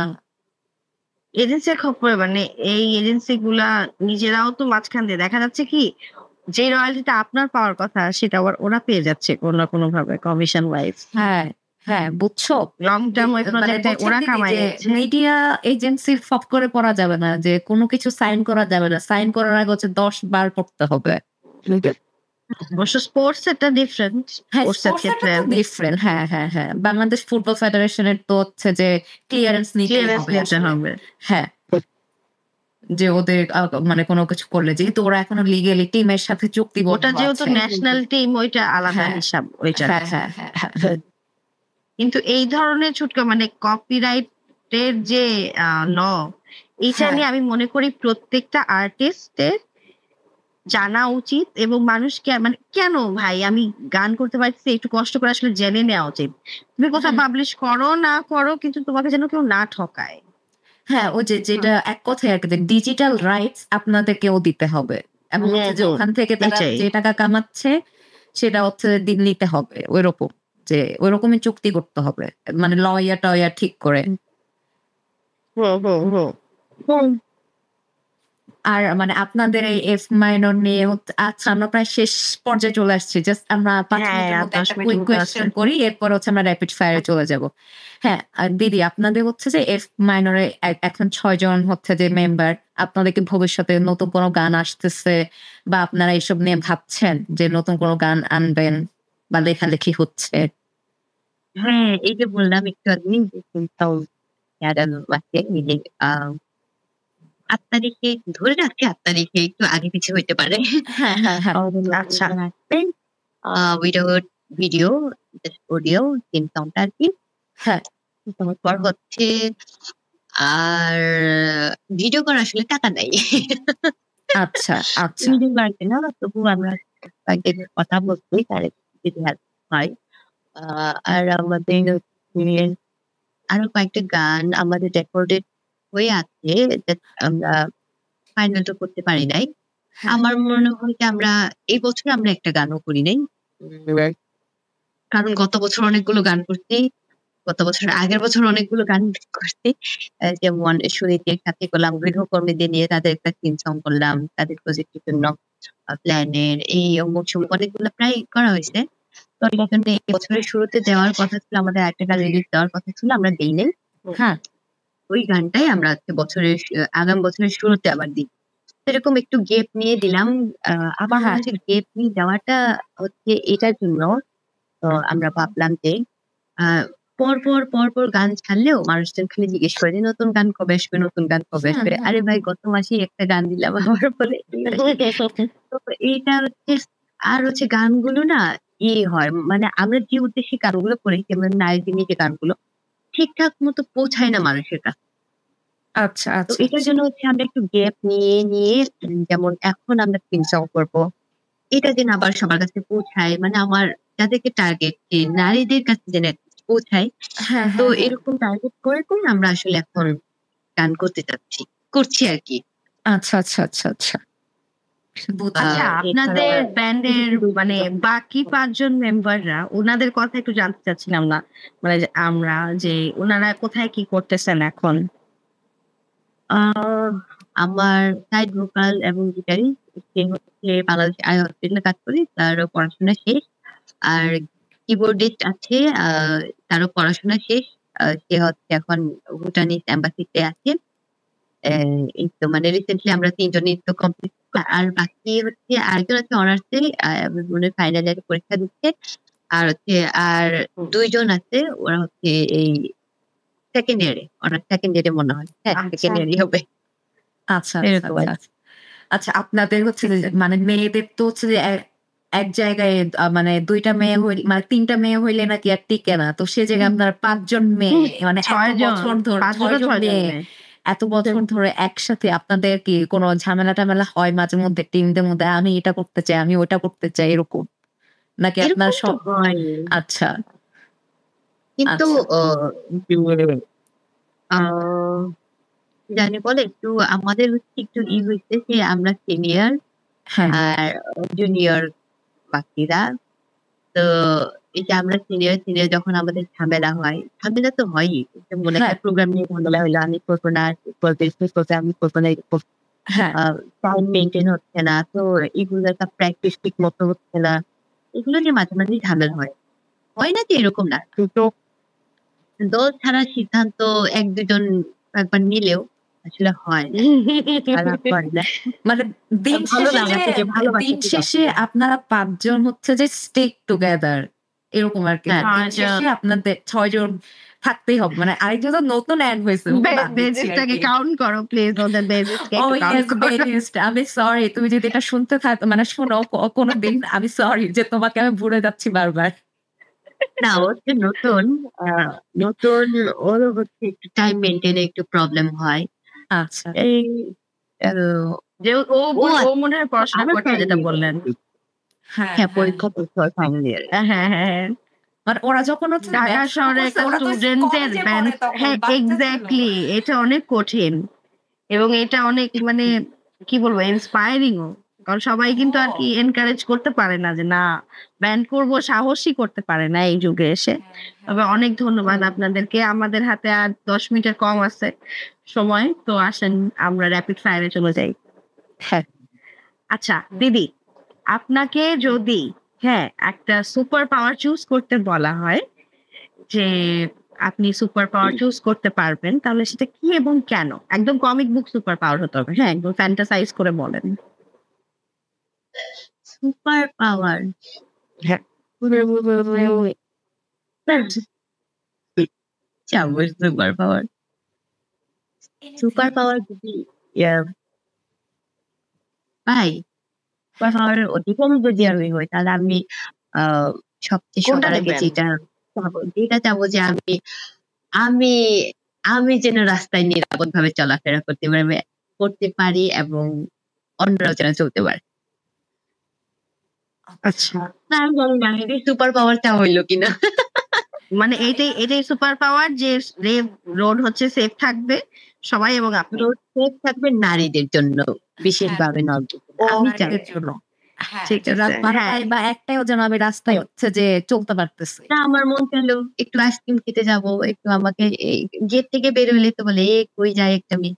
রাতে ফিরলে বলে, শুট থেকে ফিরলে বলে, বাপরে কোত্থেকে আসছে একটা মেয়ে। আর মন চাইলে পুরো ঢাকায় গিয়ে একটু বিরিয়ানি খেয়ে আসবো সুপার একা, পাওয়ার একা। থাকলে আমি এগুলো মুখ বন্ধ করে দিতাম। এটাই। হ্যাঁ, ভাল লাগছে আমার, এটা খুব পছন্দ হইছে। ইউনিক, এতদিনে কেউ বলে নাই আরকি। আপনি আমাদের কত ৪৮ তম গেস্ট দিদি আমাদের। ও মাই গড! হ্যাঁ। তো আচ্ছা, এখন পরের প্রশ্নে যাই, সেটা হচ্ছে নিজের মেন্টাল হেলথ কে যদি ০ থেকে ১০ এ একটা রেটিং দিতে বলা হয়, হ্যাঁ? বিগত ৭ দিনের কথা চিন্তা করে, তাহলে কত দিবেন? লাস্ট 7টা দিন কেমন ছয়। গেল? 16 থেকে 10 ছয় 6 ছয় আচ্ছা আচ্ছা আচ্ছা মাস শেষে বাহ! হ্যাঁ, আমি হচ্ছে ১ম এ একটা কোয়েশ্চেন করি। সেটা হচ্ছে আপনাদের তো মানে সোশ্যাল মিডিয়া থেকে শুরু করে পত্র-পত্রিকায় তো আপনাদের অনেক নিউজ আসছে। আপনার ফ্যামিলির মতামত কি? তারা কি আপনাকে নিয়ে অনেক গর্ববোধ করে যে তারা কি প্রাউড ফিল করে পিঙ্কি চিরানকে নিয়ে? হ্যাঁ, আচ্ছা। ১ম আর দিকে করতো না, এখন করে। আচ্ছা। আর আপনি তো ভবিষ্যতে বিয়ে করবেন। তো যদি আপনি বিয়ে করেন, আপনার মানে পার্টনারের কি গুণাবলী থাকতে হবে বা আপনার লাইফ পার্টনারকে আপনি কিভাবে চান? কিভাবে দেখতে চান? আ আমি কি গুণাবলী থাকতে হবে it doesn't matter. হুম, আমি আসলে চাইবো যে আমাকে মেন্টালি, ফিজিক্যালি এবং সব দিক থেকে আমাকে আমার আমার সবকিছু নিয়ে মানে আমার গান করা বা আমি এই যে রাতে শুট থেকে ফিরতেছি, আমি হঠাৎ ঢাকার বাইরে চলে যাচ্ছি হুম, অনেক দিনের জন্য। হুম। এরকম সাপোর্টিভ। আচ্ছা। মানে খুবই সাপোর্টিভ হওয়া লাগবে। আপনার কাজে কোনো বাধা দেয়া যাবে না। আপনি হচ্ছে যে কাজ করতেছেন, আপনি চাকরি করতে চাইলেও চাকরি করবেন, আপনি গান করতে চাইলে গান করবেন। মানে এইসব দিক দিয়ে সাপোর্টিভ হইতে হবে। হ্যাঁ, অবশ্যই সাপোর্টিভ না হলে তো আসলে চলবে কিভাবে? আমি চলবো কিভাবে? হ্যাঁ, আসলে আচ্ছা। হুম, ঠিক আছে। আমার হচ্ছে বাঁচতে দিতে হবে। যে মানে নিজের মতো চলতে না পারলে তো আসলে বাঁচাবো না এটাকে। হ্যাঁ, বাঁচতে বাঁচতে দিতে দিতে হবে হবে। আরকি। হ্যাঁ। ওয়াও! আচ্ছা। এরপরের কোয়েশ্চেন হচ্ছে আ আপনার পছন্দের খাবারের তালিকা একটু জানতে চাই। যেসব খাবার আপনার ভাল লাগে সেটা চা, কফি মানে মিষ্টি কোনো আইটেম বা যেকোনো তরকারি যেকোনো কিছু হতে পারে। এনিথিং। আমার সবচেয়ে ভালো লাগে ট্রেডিশনাল ভিত্তিক কিছু রান্না করা খাবার যেটা আমাদের আদিবাসী কমিউনিটিদের মাঝে প্রায় কয়েকটা কমিউনিটির মধ্যে আজকে মিল আছে। কয়েকটা হ্যাঁ, খাবার। হ্যাঁ। তারপর হচ্ছে যেমন মিষ্টি জাতীয় কয়েকটা নাম খাবার। বলেন যে কোনটা নাম বলেন কোন প্লিজ। খাবারগুলা? আমি সবচেয়ে আমাদের ট্রেডিশনাল ওয়েতে রান্না করা খাড়ি আ মাংস মাংস হচ্ছে খাড়ি রান্না করি। মানে যেটা হচ্ছে খুব একটা তেল মসলা থাকে না। আদা থাকে, একটা খার থাকে যেটা আসলে আম যেটাই আসলে মূল উপাদান। তারপর হচ্ছে লবণ থাকে আর মাংস। আর কাঁচামরিচ একটু বেশি করে ঝাল। হ্যাঁ, তারপর হচ্ছে এবং আমাদের গপ্পা আছে। হ্যাঁ, যেটা হচ্ছে সিদ্ধ এক প্রকার সিদ্ধই বলা যায়। আ ভাপে রান্না করে এরকম খাবার আমার মানে তেল জাতীয় খাবার খুব একটা পছন্দ না। তবে ইলিশ মাছ পছন্দ আমার। আচ্ছা, আচ্ছা হ্যাঁ, চিংড়ি ইলিশ তো পছন্দ। ডিফারেন্ট। আচ্ছা। হ্যাঁ, ইলিশ পছন্দ, চিংড়ি পছন্দ এটাই। আ মাংসগুলো আবার যখন যেটা ভালো লাগে সেটাই। আর মিষ্টি জাতীয় খাবার খুব একটা পছন্দ না। কিন্তু আমার দই খাইতে ভালো লাগে। আর আচ্ছা, হচ্ছে আর পছন্দের খুব একটা নেই। মানে রেগুলার যেটা হইলে আচ্ছা, খাই, থাকলে খাই, না থাকলে খাই না এরকম টাইপ। আচ্ছা। হ্যাঁ, খাড়ি হচ্ছে যে মানে খুবই মজা কিন্তু খাড়ি যদি এটা খুব ভালো হুম, হয়। হুম, খাড়ি তো হচ্ছে একটু গ্রেভিটা হচ্ছে যে মানে সুন্দর হয় একটু ঘন, তাই না? হ্যাঁ। আমি খাড়ি আমাদের খাইছি। এদিকে পাহাড়েও কিন্তু এরকম অনেক রান্না আছে যেটা আসলে ভাপে রান্না করে। হ্যাঁ, আমার শামুক খুব পছন্দ। আর কোনো এরকম না। আচ্ছা হ্যাঁ, নেক্সট কোয়েশ্চেন হচ্ছে আপনার পছন্দের কুক কে? যার রান্না আপনার খেতে খুব ভাল লাগে বা আবার খেতে ইচ্ছে করে তার রান্না? নিজের মা আমার বাদে। নিজের আমার নিজের আচ্ছা, বাহ! বেস্ট। বেশ। ইয়েস। মানে আমি সবার মতো টেস্টি করে খুব তেল মসলা দিয়ে সবাই অনেক টেস্টি করে রান্না করে। আমার আশেপাশের মানুষদের সব টেস্টি ঠিক আছে। কিন্তু আমি মানে বেশি খাইতে পারি না। তো হ্যাঁ, আমি যখন এই যে একটু খাঁটি রান্না করি, একটু ঢেঁড়স সিদ্ধ করে একটু মরিচ ভর্তা করে খাই, তখন আমি বেশি খাইতে পারি ভাত। একটু হ্যাঁ, ভর্তা, শুটকি ভর্তা, একটু আলু ভর্তা, একটু বেগুন ভর্তা আমি সরিষার তেল দিয়ে করে বেশি খাইতে পারি। তো এই যে হ্যাঁ। আমি এই যে নিজে এগুলো করি, তো আমার মনে হয় যে আমি আরেকবার খাই। আমার নিজের রান্নাই পছন্দ। আচ্ছা, নিজের রান্নাই টেস্টি পছন্দ। না কিন্তু আমার নিজের রান্নাই পছন্দ আরকি। আচ্ছা, ওকে। হ্যাঁ, নেক্সট কোয়েশ্চেন হচ্ছে আপনার তো ঢাকার বাইরেও যাওয়া হয়, ঢাকায়ও থাকা হয়। হুম। তো আপনার এরকম পছন্দের যদি কোনো রেস্টুরেন্ট থাকে বা কোনো গো টু প্লেস, সেরা টং দোকান থেকে শুরু করে যেকোনো প্লেস হইতে পারে যে এই দোকানের এই খাবার খুব ভালো। এরকম কয়েকটা দোকানের নাম যদি থাকে। আমার KFC এক্সপ্রেস আছে এখানে। আচ্ছা, আগে ছিল হিল হেভেন। তো আচ্ছা। এখানের মুন্দি আমার পছন্দ। মুন্দি ওয়াও! আর হচ্ছে তবে সবসময় টেস্টি হয় এরকম না। মাঝে, মাঝে কিছু ইনগ্রেডিয়েন্টস মানে একটু 19-20 হয়। তো আমার হিল হেভেন এরটা পছন্দ ছিল।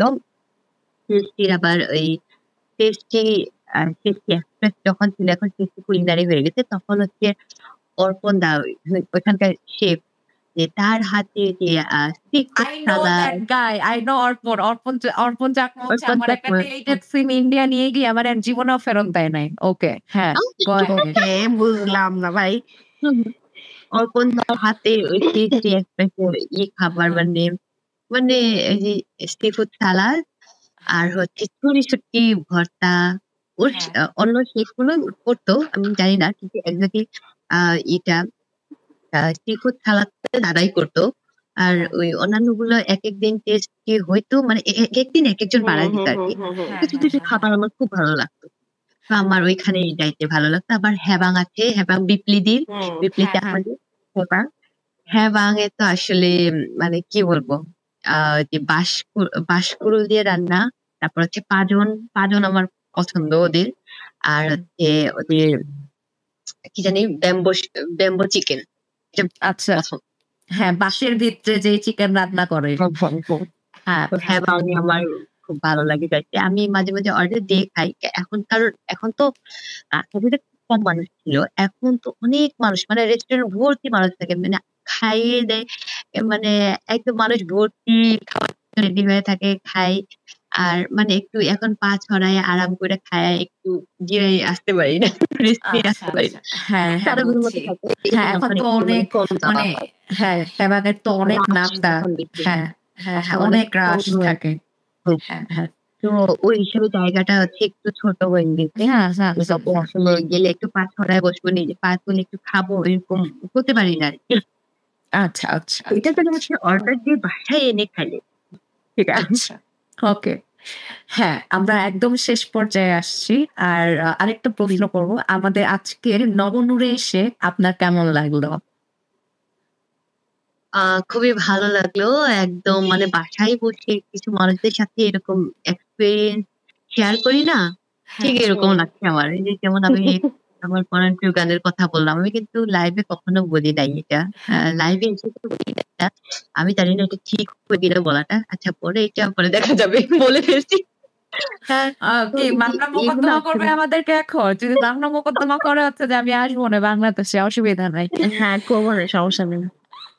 কারণ এগুলো আসলে আমার খুব একটা মানে যে বলা হয় না। খুব একটা কি আমি কখনো বলি না। এই যে মনে যে আজকে আপনাদের সাথে আমার খাবার-দাবার কি এসব। খুবই ভালো লাগছে আমার। থ্যাংক ইউ এটার জন্য। থ্যাংক ইউ দিদি, আপনাকেও। আপনাকে অসংখ্য ধন্যবাদ। অরণি আপু, আপনি কিন্তু ইভেন্টে চলে আসবেন। আমি কিন্তু জানাবো। আমি অরণ্যকে হ্যাঁ, পাঠাবো। আমি যেকোনো আপনাকে মূল্যে হচ্ছে যেকোনো ফ্রেন্ড বিনিময়ে রিকোয়েস্ট পাঠাবো। পাঠাবো নি। হ্যাঁ, আমি আপনাকে ফ্রেন্ড রিকোয়েস্ট পাঠাবো নি। হ্যাঁ, ঠিক আছে দিদি। হ্যাঁ, আর আপনি ভালো আচ্ছা, লাস্ট থাকবেন কোয়েশ্চেন এবং বলেন।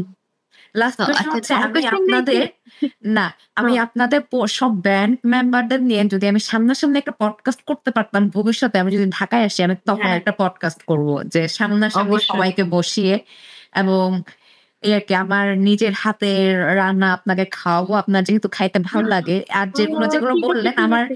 আমার সবগুলোই আমি পারি রান্না করতে। তো এই আরকি। তো আচ্ছা, আচ্ছা, ঠিক আছে, ঠিক আছে।